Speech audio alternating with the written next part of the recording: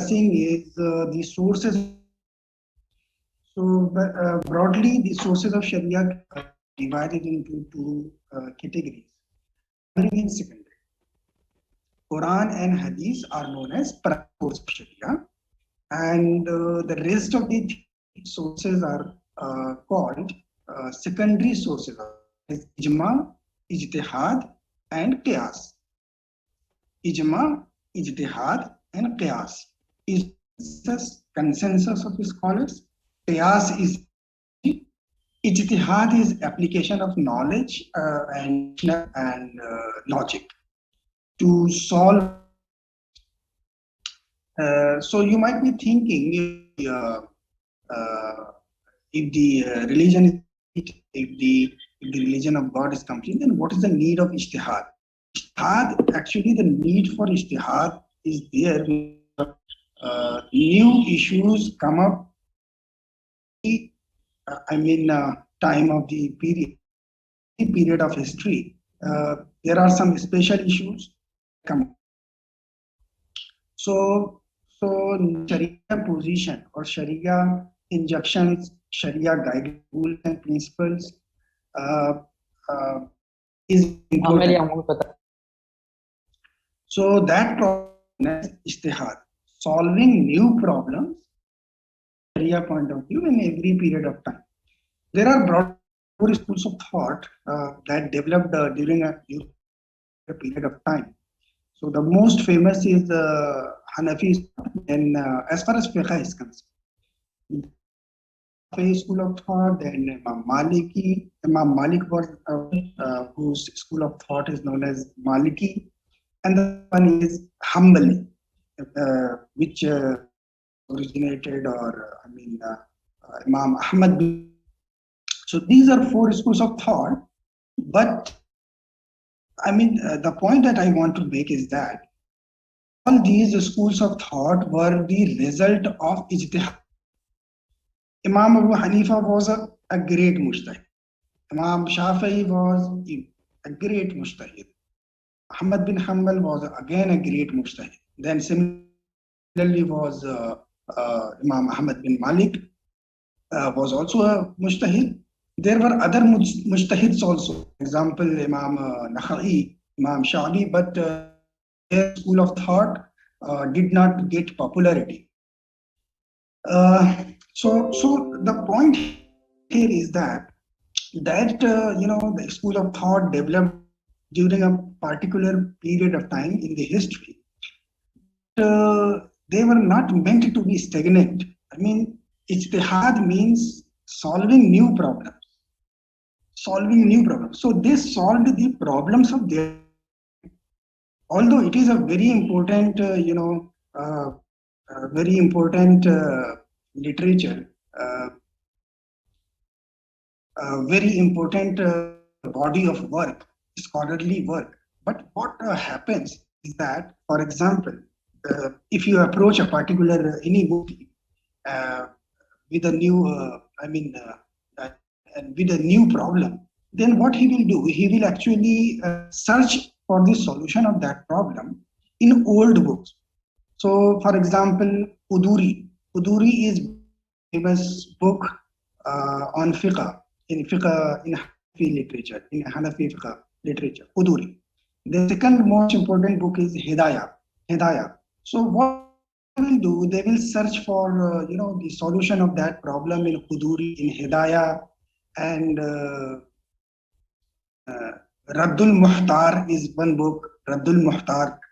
Then in India, Aurangzeb was a Mughal emperor in India.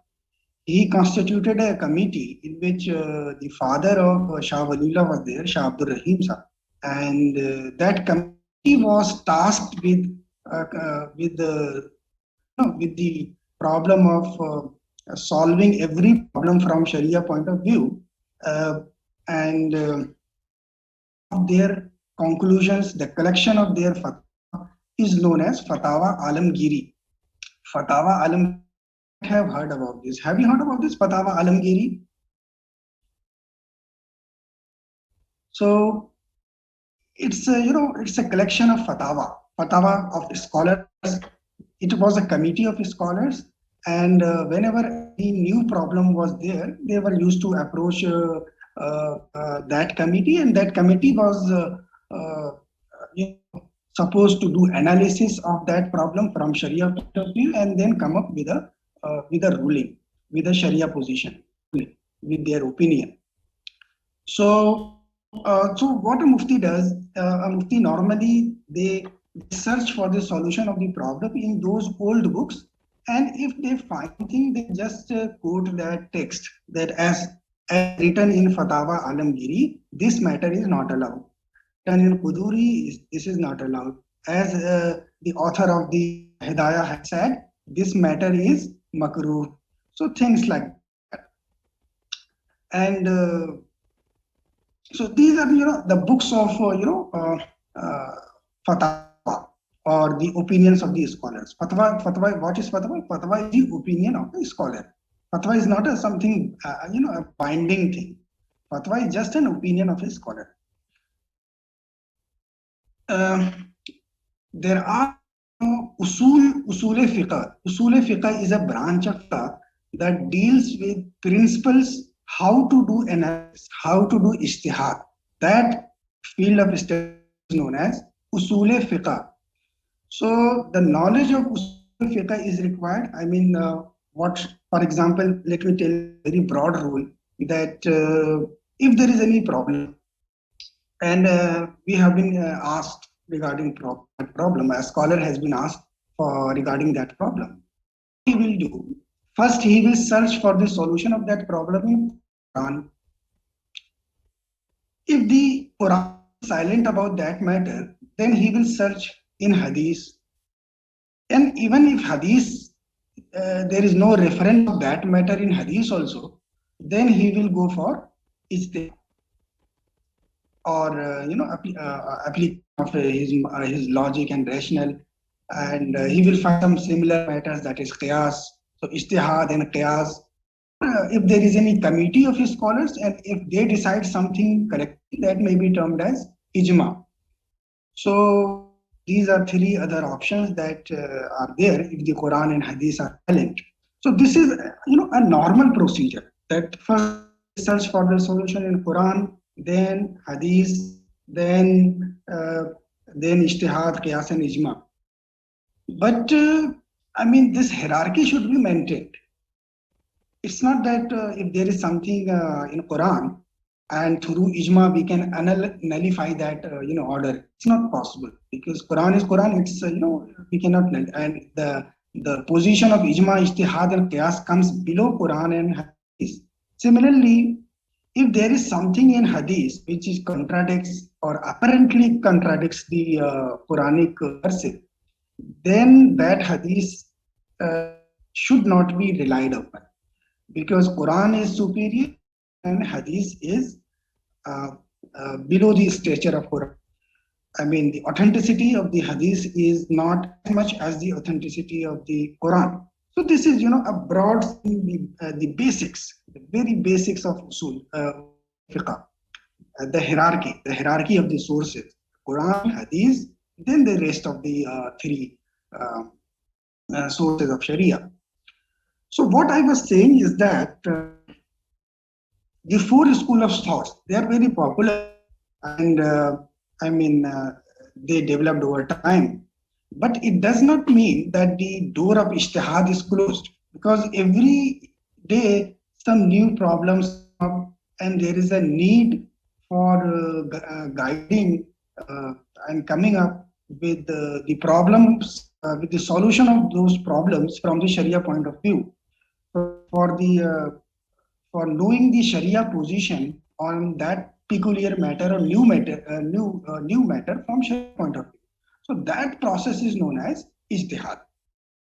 If we are simply quoting old books that this person has said this person has said this, without actually going for the logic and rational that Imam Abu Hanifa applied, or the author of Quduri, or the author of Fatawa Alamgiri, or the author of Hidayah, without going into logic of that opinion and the supporting evidence that they presented, and the evidence on which they relied upon to. So that is not ijtihad. Ijtihad means actually, I mean, logical analysis of that matter from Sharia point of view. I mean, we have to apply logic and rational. It's not, so basically, ijtihad is actually application of logic. So ijtihad, so the door of ijtihad is open till the day of judgment. It's not closed. First thing. So what Imam Abu Hanifa did or what Imam Shafi'i did has to be done during this time also, because so it's not that what they have did that is sufficient, because in every period of time the need for coming up with Sharia position on every matter is there. So ijtihad is the mental effort having juristic expertise to find solutions to emerging problems and issues. So the key word here is emerging problems and issues. If the matter has already been there before 1,000 years, before 400 years, 1400 years retirement of the Prophet, then there is no need of doing ijtihad on that matter. But if the problem is new, then the solution should also be new, and there is a need for doing ijtihad. And qiyas, or finding solutions through analogy in the light of the text of Quran and Sunnah, are the secondary sources of derivation of rules and regulations for any upcoming events or issues. Similarly, ijma. Ijma is also, a source of Sharia. So but there are some details regarding this ijma. Ijma of the companions of the Holy Prophet is considered by the overwhelming majority of the Muslims an important source for the derivation of laws subsequently. So if there is something which is not there in Quran, which is not there in Hadith, but it has been proved that all companions of the Prophet, peace be upon him, agreed on this matter, then that is a definitive source of Sharia also. That the consensus of the Prophet's companion is also a source of Sharia. So what is ijma? So it is unanimous agreement of the mujtahid scholars of the Ummah of Muhammad. So this is the definition of Al-Zarkashi. So in which he extended. I mean, this opinion is not held by other scholars, as I mentioned in the previous slide, on this slide, that the consensus of the companions of the Prophet is normally considered as sources of, as a definitive source of Sharia for the derivation of rules and laws by an overwhelming majority of scholars. But so consensus. So basically the question is consensus, but consensus of whom? So as far as consensus of companions of the Prophet is concerned, that is very reliable. But then comes the consensus of scholars, and in every period of time, the consensus and the scholars should be, will be different. For example, during this time, the scholars are different, and if they agree on something, so whether that consensus is a source of Sharia and is a binding rule, is that consensus is binding on the Ummah? So this is something questionable. But let us first talk about this. So it is the unanimous agreement of the mujtahid scholars of the Ummah of Muhammad, blessings and peace of Allah be upon him, after his death, concerning some issues at any particular period of time. So as per him, consensus of scholars, here I'm not talking about consensus of companions of the Prophet. Here consensus of scholars during any particular time of period is also consensus. From this definition, it is known that certain conditions must be met for there to be consensus, which are the agreement should be among mujtahid scholars. So basically, they differentiated between layman and mujtahid.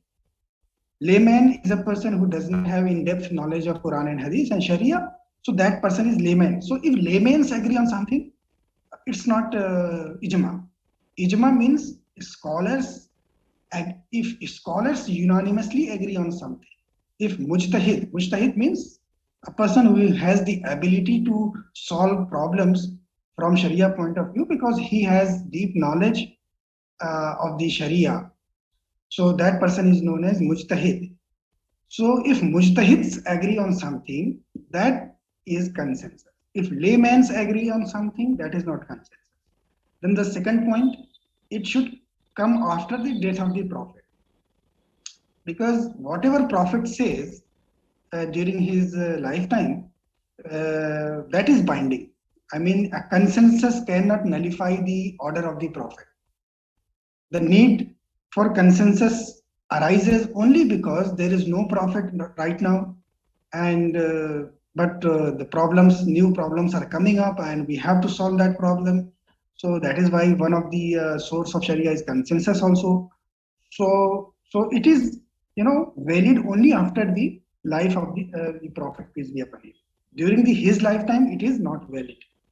Then the third point, it should come at a particular time so that no one will think that what is meant is the consensus of the mujtahid scholars throughout all ages until the day of resurrection, because that is impossible. So during any particular time, for example, during our time, what is the if all scholars or most of the scholars agree on something, that may be considered as ijma.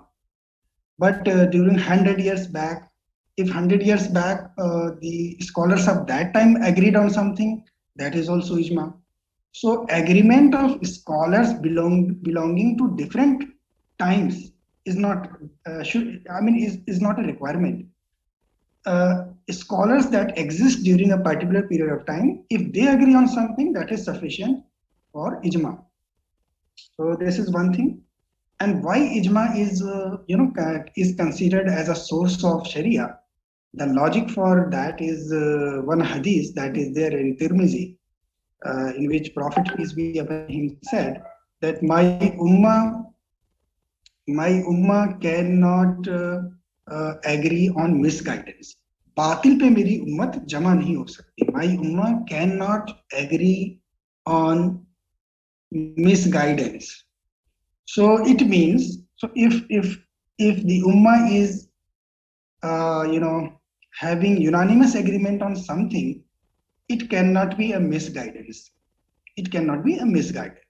So this is the logic. This ijma has this kind of logic, that since the Prophet has said that my ummah cannot agree on something which is wrong, my ummah cannot agree on that. So it means if the ummah is agreeing on something, so it is correct. It is right. So consensus constitutes Sharia proof because it is based on the idea that the ummah as a whole is infallible and that it cannot agree on misguidance. There are several modern examples of consensus, such as the consensus of Muslim scholars that it is forbidden to play the role of the prophet or other prophets and messengers of Allah, peace be upon him, in movies and TV shows. This is just an example. Nobody can play the role of the prophet, peace be upon him, in movies. So most of the scholars agreed on this matter. So that is an example of consensus. So the opposite of ijma is called ikhtilaf. But if there are different opinions in a particular matter and they are all do not agree, they all don't have unanimous agreement on a particular matter, so that matter is called ikhtilafi matter. Ikhtilafi means there is difference of opinion of different scholars on that matter.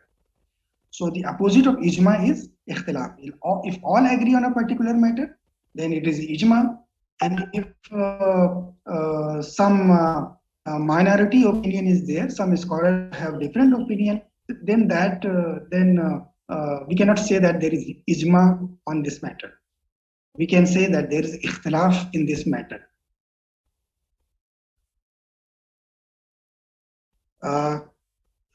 Any question, any observation, any query that you want to make?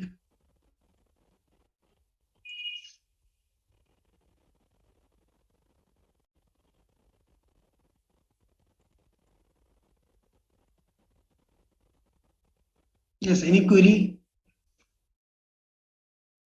any question?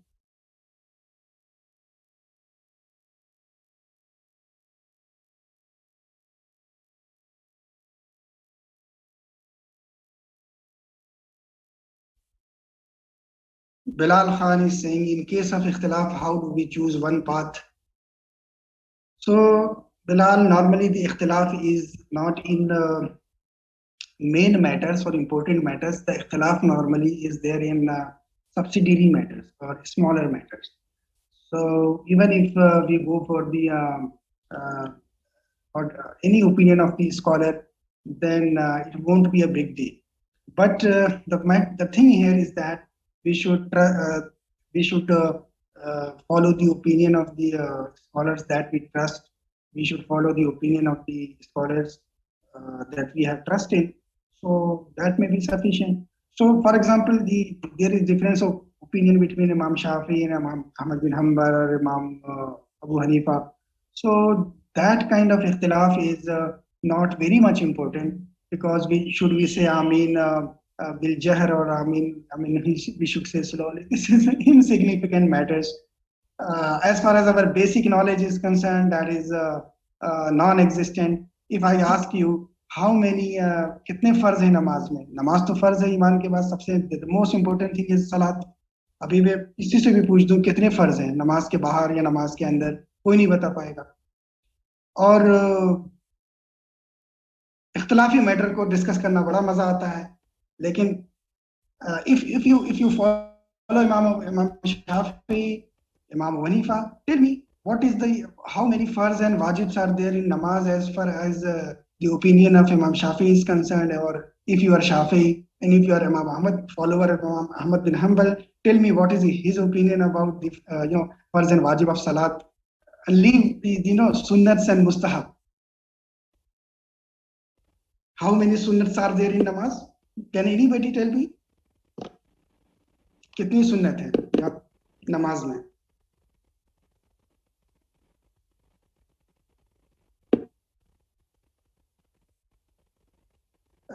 Sir, as we will be dealing with financial matters in details, and if some ikhtilaf comes in the depth, so we do need to stick to the Hanafi method. Actually, Bilal, Hanafi, Shafi'i, this is what I started my lecture today, that the Hanafi, Shafi'i, Maliki and Hanbali, what they did during their period of time was an important work of scholarly work. But in today's world, the problems are new. These financial matters, the financial matters that we are dealing with, the contracts, the complexities that are involved in a particular contract are unique. So actually, all these four scholars are silent on those matters. Or even, I mean, if since the problem is new and they belong to 900,000 or 1,000 or 1,100 years back, how can they come up with a problem that is there in 21st century? So that is why the need of ijtihad is there. We have to follow their logic. We have to follow their rationale. We have to follow the principles that they used to solve the problems of their time. So during this time, I mean, this is not an issue in Islamic finance, that what is the opinion of Imam Hanifa or Shafi or Imam Malik or on a particular matter, because today's problems are new. Say, for example, in Malaysia, most of the scholars belong to the Shafi school of thought. So Shafi school of thought is slightly, um, on the leniency side. And as far as Imam Ahmad bin Hanbal is concerned, he was on the very strict side. In most of the matters, they took precautionary position. So but the problems are new. So say, for example, one of the association right now all over the world is AOFI, Association for Accounting Auditing for Islamic Organizations, AOFI. So they have a committee of scholars. Right now, the head of that committee is Maulana Taqi Usmani Saab. Uh, or Mufti Taqi Usmani Saab is the chairman of that committee. And that committee has around 23 scholars uh, belonging to different countries of the world. So if they agree on something, they actually issue standards of Islamic financial institutions. I mean, how related with accounting, related with the Sharia screening, or I mean every matter of related with finance and the business. So if they have issued some guidance, if they have come up with a standard, it means the scholars of our time is basically have agreed on something.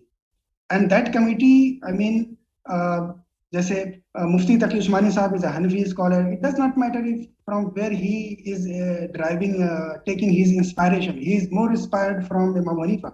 But there are other committee members who are Hanafi or who are not Hanafi, who are Shafi or Maliki or Hanbali. And so they conduct, sessions to discuss those matters, and after discussing those matters, they come up with their some kind of opinion on which most of them agree. And when they agree, they sign on that matter, and that becomes a standard. So there is a standard for Islamic financial transactions, and just search it on Google. AOFI, AAIOFI, financial institution, accounting and auditing. I mean, I'm not exactly remembering the name. Accounting and auditing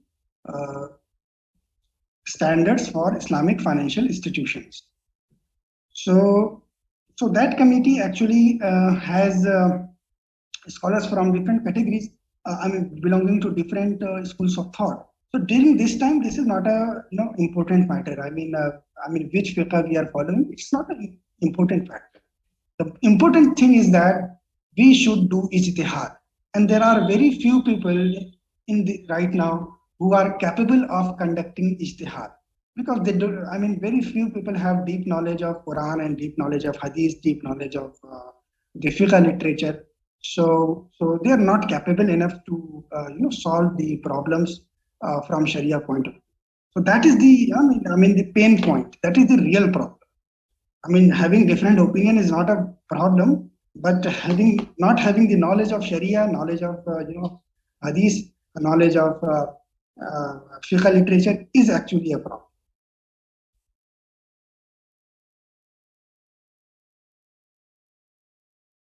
Any question?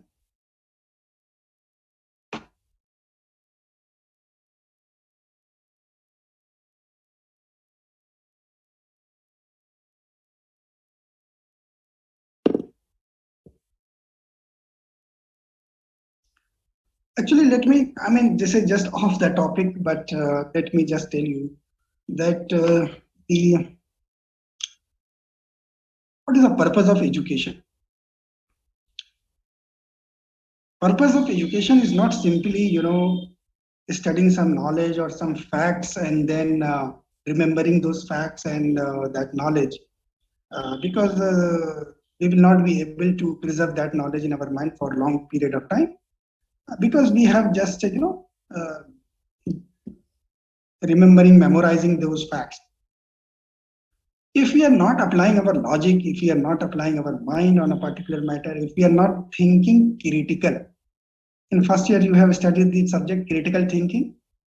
So critical thinking is the most important thing in education. And every field of knowledge actually develops because of critical thinking. If we don't apply critical thinking, any particular subject is bound to become dead. It's the critical thinkers that push the boundaries of a particular subject. So I would encourage you to think critically in every matter, and come up with questions, then the subject will also become clear to you. If you start thinking and questioning and questioning and so so that will will that is the real education. If we are thinking critically on any matter, if we know how to think critically, that is the real education. Okay, thank you very much for joining this class.